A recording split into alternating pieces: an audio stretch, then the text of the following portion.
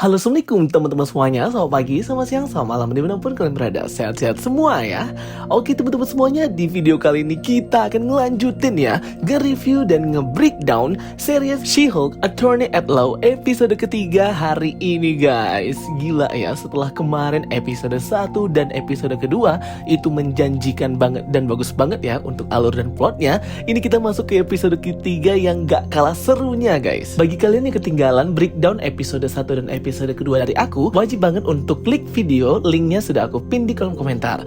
Dan aku akan menceritakan alur ceritanya ya dari awal sampai akhir. Make sure kalian nonton videonya, plus nanti aku akan langsung ke penjelasan detail-detailnya. Jadi nanti berbarengan ya teman-teman, harap maklum. Oke, gak usah membacot, let's check it out. Oke, jadi episode ketiga ini lebih keren ya teman-teman. Konfliknya jelas dan lebih berbobot, berkualitas ya. Aku suka banget cerita di episode ketiga ini. Oke, episode ketiga dibuka dengan melanjutkan permasalahan di episode kedua kemarin ketika beredar ya video lamanya si Abomination meninggalkan penjara di Odyssey bersama Wong untuk bertarung di film Shang-Chi and the Legend of the Ten Rings itu guys. Jadi itu video lama ya, jadi jangan salah arti. Karena timeline dari kejadiannya She-Hulk ini adalah terjadi sesudah event Doctor Strange Multiverse of Madness dan juga berdekatan masanya sebelum Miss Marvel. Jadi kisaran tahun 2025. Jennifer yang bertindak sebagai pengacaranya Emil Blonsky itu mendatanginya ya dan kecewa kenapa bisa dia ini kabur dari penjara di Odyssey ini, dan videonya malah tersebar dan viral. Karena menurut Jennifer Walters, video ini, permasalahan ini bisa melemahkan pembelaan mereka untuk membebaskan Abomination. Jennifer pun bertanya kenapa Emil Blonsky bisa kabur dari high fasilitas dan high security penjaranya di Odyssey ini tanpa terdeteksi.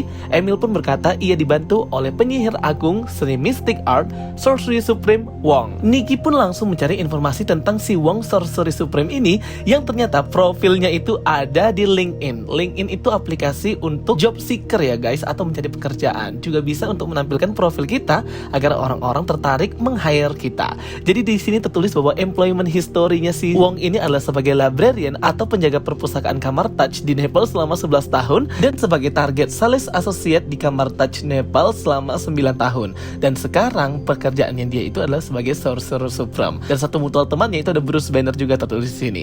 Jadi di sini detailnya dengan memasukkan aplikasi LinkedIn ini kocak banget ya teman-teman. Jennifer Walters pun meminta Nikki untuk menghubungi Wong ya, agar bisa menjadi saksi yang nantinya akan memberikan kesaksian statement untuk membela si Emil Blonsky. Yes, lagi-lagi She-Hulk Jennifer Walters break the fourth wall, ngomong sama orang di depannya. Sembari menghadap kamera, Jennifer Walters ngomong ke kita ya, bahwa dia mengingatkan sekali lagi bahwa ini adalah seriesnya She-Hulk dan dialah bintang utamanya. Jadi jangan terlalu mengharapkan cameo-cameo seperti itu ya, seperti cameo Wong, Bruce Banner, Emil Blonsky yang ternyata memang ditunggu-tunggu juga oleh para fans. Scene pun berpindah pemberitaan di televisi yang memberitakan kembali She-Hulk dan Jennifer Walters ini ya teman-teman, dimana dia ini jadi trending topik lah di berbagai sosial media setelah dipilih sebagai ketua dari Superhero Law Division di GLKH dan terpilih lagi menjadi pengacaranya Emil Blonsky Abomination untuk membelanya bisa bebas dari penjara. Jadi semakin terkenal ya Jennifer Walters ini, dan aku sangat suka ya isu yang ditangkap atau dibicarakan di scene ini, dimana katanya no more female superhero please, why everything gotta be female now. Wow, someone find a reason to cancel She-Hulk. Jadi ini kayak kumpulan tweet hate atau orang-orang yang benci kenapa kok sekarang superhero-nya cewek semua gitu. Itu tuh kayak menyuarakan beberapa hati fans dan penonton Marvel Studio, Marvel Cinematic Universe ya, bahwa sepertinya fase-fase ini lebih banyak superhero villain wanita ya. Jadi MCU jadi MCU gitu ya teman-teman. Jadi ya banyak juga yang gak suka ini sih, karena terlalu banyak perempuannya daripada laki-lakinya. Sebenarnya isu tentang terlalu banyaknya superhero cewek ini memang selalu menimbulkan pro dan kontra, dimana kalau menurut aku seharusnya seimbang ya antara laki-laki dan perempuan. Toh juga yang lebih sering menonton MCU dan filmnya di bioskop itu kebanyakan kan laki-laki juga gitu. Jadi semoga kedepannya itu perbandingannya 50-50 lah, jadi sebanding, gak ada yang lebih banyak atau lebih sedikit. Dan juga terlihat di sini ada wawancara interview dengan jaksa yang memenjarakan Abomination bertahun-tahun yang lalu, yaitu bernama Gideon Wilson. Gideon Wilson ini kalau di versi komiknya merupakan karakter komik yang pertama kali muncul dalam komik World War Hulk Gamma Corps Juli tahun 2007. Wow, ini ngetis tentang World War Hulk ya guys. Gideon Wilson ini tidak setuju ya jika seorang monster seperti Abomination itu dibebaskan. Nikki pun di sini seperti memperingatkan kepada She-Hulk ya, bahwa sebenarnya dia itu sekarang sudah jadi public figure dan selalu dibicarakan orang di sosial media media.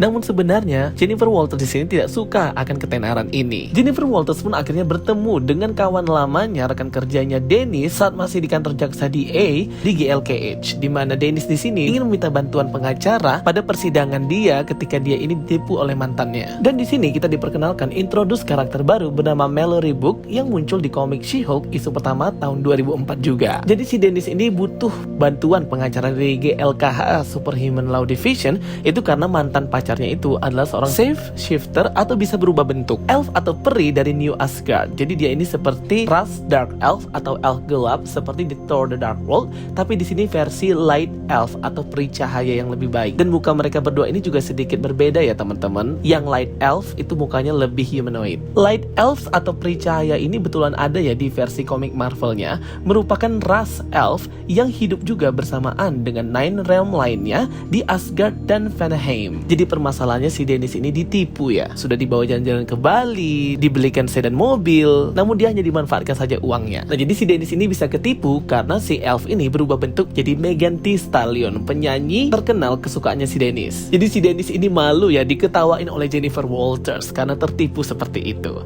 Nah tiba-tiba Wong muncul di dalam kantor menggunakan portal sihirnya dan berkata sesungguhnya kenapa ia mengeluarkan Emil Blonsky pada waktu itu. Jadi dia ini meminta bantuan Emil Blonsky ya untuk pelatihannya menjadi Sorcery Supreme dan salah satunya harus bisa bertarung dengan lawan yang sepadan, yaitulah si Abomination. Jen pun berkata bukan dia yang hendak menghukum Abomination, tapi para anggota dewan yang sepertinya akan bermasalah jika ada terus video ini.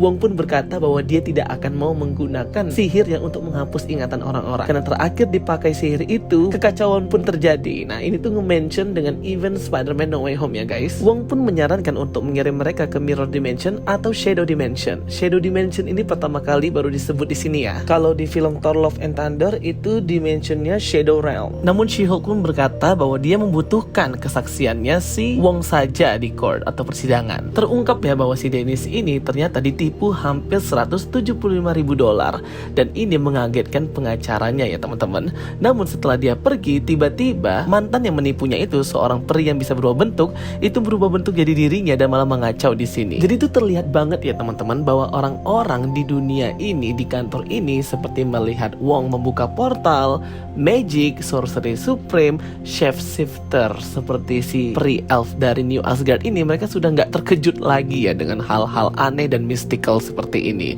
Karena memang itu sudah jadi hal normal dan hal wajar banget di planet bumi, khususnya di kota New York atau di kota-kota di Amerika Serikat ini ya teman-teman. Jadi udah nggak ada tuh namanya rahasia-rahasia pahlawan super lagi, semuanya udah normal-normal aja ketika melihat hal seperti itu. Jen pun sampai di DODC untuk memulai persidangan pembebasan Emil Blonsky. Di sini terlihat reporter itu nge-mention tentang Avengers yang menolak keanggotaan She-Hulk. Aku masih bingung ya, kenapa para reporter dan orang-orang di sini masih nge-mention Avengers? Kan Avengers itu sudah bubar dan belum terbentuk lagi ya after event Endgame. Walaupun sih itu cuman rumor-rumor mereka-mereka saja. Oke, next terlihat bahwa persidangan sudah dimulai. Emil Blonsky segera disidang ditemani dengan 7 sahabat penanya atau pacarnya ya, yang cewek-cewek ini. Jennifer pun dengan sekuat tenaga ya membela Emil Blonsky dalam persidangan ini. Berbicara bahwa si Emil ini sudah sadar, spiritualnya juga sudah baik, ia pun bisa mengendalikan transformasinya, dan setelah dia keluar dari penjara, dia itu ingin mulai bisnis propertinya bersama dengan 7 sahabat penanya ini. Jadi pokoknya hal-hal yang baik dijelaskan di sini agar bisa membuat Emil Blonsky ini bebas ya teman-teman. Dengan menghadirkan 4 saksi mata yang bersaksi bahwa Emil Blonsky sifatnya ini sudah baik ya. Ada seorang prison counselor, librarian, prison guard, semuanya itu membela Abomination. Di saat-saat terakhir ketika para dewan juri ini membahas tentang pelarian Emil Blonsky yang tersebar dalam video ini, Wong pun datang ya, telat dia membuka portal di persidangan ini. Ia pun memberikan statement dan kesaksiannya bahwa sebenarnya ia meminta Emil Blonsky untuk pergi dari penjara itu, bukan si Emil Blonsky sendiri yang ingin kabur. Di persidangan si Dennis, ternyata si elf atau peri ini bernama Runa ya, seorang putri diplomat Asgard yang kini menjadi New Asgard. Lucu banget ya, si Runa ini menggunakan pidatonya Thor yang inspiratif tentang Asgard itu bukanlah tempat melainkan orang-orangnya, dan ini di-stopkan oleh hakim karena itu tidak diperbolehkan.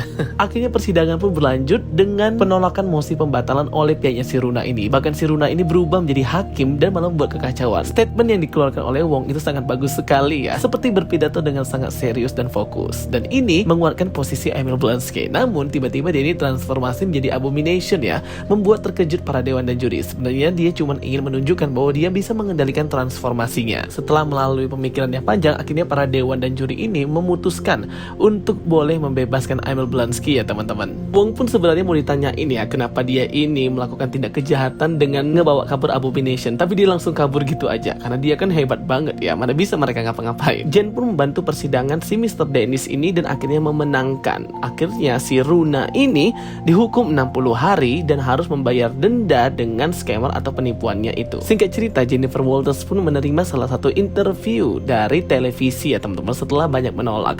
Dan ketika malamnya, ketika pulang kerja, dia ini diserang oleh Wrecking Crew yang sebenarnya orang-orang manusia biasa, tapi mencuri barang-barang kru constructionnya dari New Asgard yang memang memiliki kekuatan magis gitu guys. Dan terungkap mereka disuruh oleh pria misterius untuk mengambil darahnya Jennifer Walters. Seperti di episode 1 kemarin, darahnya Jennifer Walters ini adalah darah spesial yang bisa menciptakan Hulk atau pasukan Hulk. Beda dengan darahnya Bruce Banner ya. Darah Jennifer Walters ketika sudah terkena gamma radiation bisa menciptakan pasukan Hulk gitu guys. Dan ini ngetis kita lagi tentang World War Hulk. Wow, gila banget ya. Ini mengingatkan aku tentang darahnya Raven Mystic yang bisa digunakan untuk membuat Sentinel yang sangat mengerikan ini ya teman-teman. Waduh, pasti ini keren banget sih. Tapi mereka gagal ya, karena kulitnya si Hulk itu sangat tebal, tidak bisa ditembus, sehingga akhirnya darahnya nggak jadi dicuri. Nah, mungkin nanti ini akan tercuri juga pastinya darahnya ya, dan menimbulkan konflik baru. Aduh, mantap banget ceritanya. Dan post credit scene episode ketiga ini menampilkan Megan Thee Stallion dan juga si Hulk itu joget-joget twerking gitu ya teman-teman. Ya, seperti komedi dan menghibur gitulah selalu di setiap post credit scene She-Hulk. Oke guys, itu dia ya breakdown dan penjelasan aku untuk episode ketiga She-Hulk ini. Dan ada beberapa easter egg juga yang aku masukin ya teman-teman. Semoga informasi-informasinya bisa membantu kalian semua ya. Jangan lupa untuk nonton She-Hulk Attorney at Law episode ketiga. Thank you for watching my videos. Don't forget to like and subscribe. Kita ketemu lagi di video berikutnya. Sampai jumpa.